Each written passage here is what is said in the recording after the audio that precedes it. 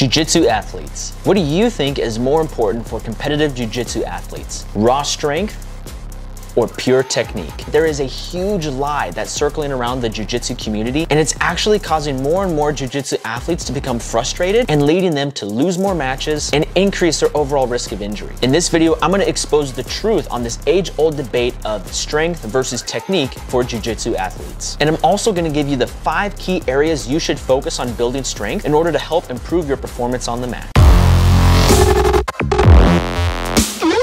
What's going on, guys? My name is Josh Setledge and I am the BJJ strength coach. And before we get into the video, I have a free 4-week strength program that I'd love to send you. To get that free Jiu-Jitsu strength program, all you gotta do is just click the link below. One of the biggest lies circling the Jiu-Jitsu community today is that you don't need any strength for Jiu-Jitsu competition and can win using technique alone. And this is one of the biggest loads of horse crap I've ever heard. You could probably roll up some scrubs who don't know any Jiu-Jitsu by using pure technique alone, but as soon as you encounter someone with comparable technique who's also decently strong, you're gonna be in for a rude awakening. In almost every other sport, increases in strength paired with sound technical skills will often always lead to improved performances on the field and on the court. And Jiu-Jitsu is no different. One of the best things you can do off the mat to improve your performance on the mat is to get stronger. Now, I'm not saying that technique isn't important in Jiu-Jitsu. It definitely is. Oftentimes at the highest level, competitive matches in Jiu-Jitsu are won and lost based on who's able to better apply their technical skills in combination with their athletic traits. The best way to win more matches and get injured less in Jiu-Jitsu is to make improvements in both strength and technique. After all, getting stronger is only going to help enhance whatever technical qualities you already have.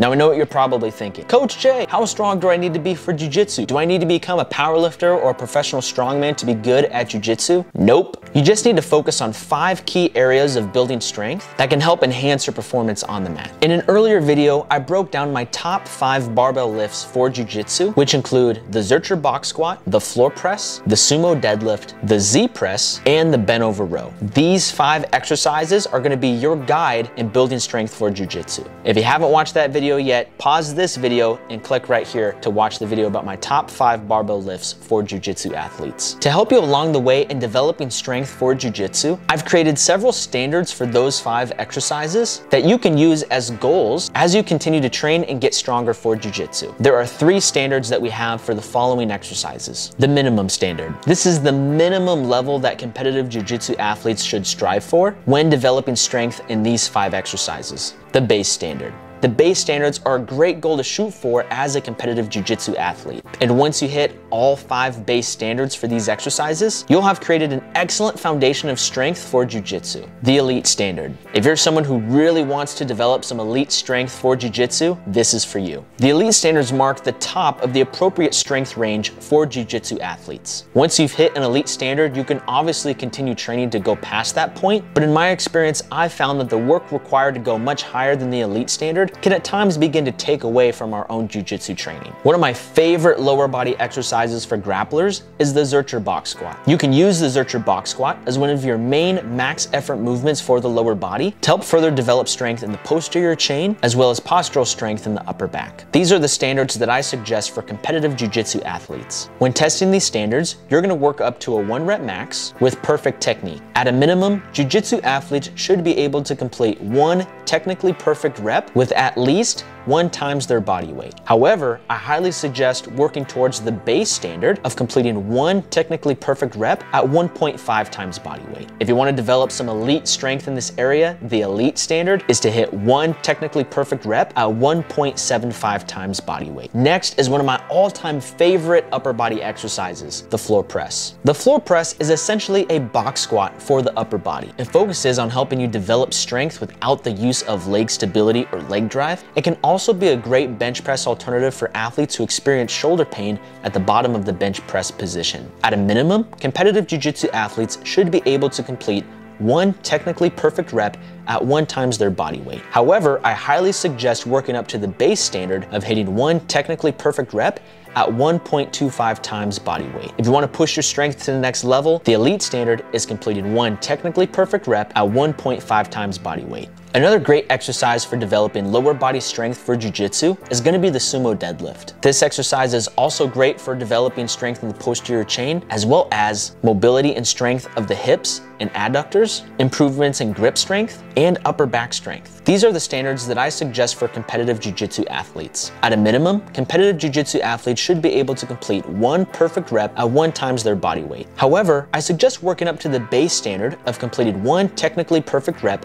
at 1.75 times body weight. And if you want to take your strength to another level, you can shoot for the elite standard, which is completing 1 technically perfect rep at 2.5 times body weight. Moving back up to the upper body, we have the Z press. The Z press is an amazing exercise for developing overhead pressing strength, upper back stability, as well as improvements in trunk strength. These are the standards that I suggest for competitive Jiu-Jitsu athletes. At a minimum, competitive Jiu-Jitsu athletes should be able to complete 1 technically perfect rep at 50% of their body weight. However, I highly suggest working up to the base standard of being able to complete 1 technically perfect rep at 75% of your body weight. And if you want to take your strength to another level, you can shoot for the elite standard, which is completing 1 technically perfect rep at 100% of your body weight. Moving on to the bent over row. The bent over row is an old school powerlifting and bodybuilding exercise that can massively help Jiu-Jitsu athletes make improvements in horizontal pulling strength. These standards are going to be structured a little bit different than the last 4 exercises. While the last 4 exercises were all based around your 1 rep max in comparison to your body weight, the standards of the bent over row are based off of how many technically perfect reps you can complete with 100% of your body weight loaded on the bar. These are the standards that I suggest for competitive Jiu-Jitsu athletes. At a minimum, competitive Jiu-Jitsu athletes should be able to complete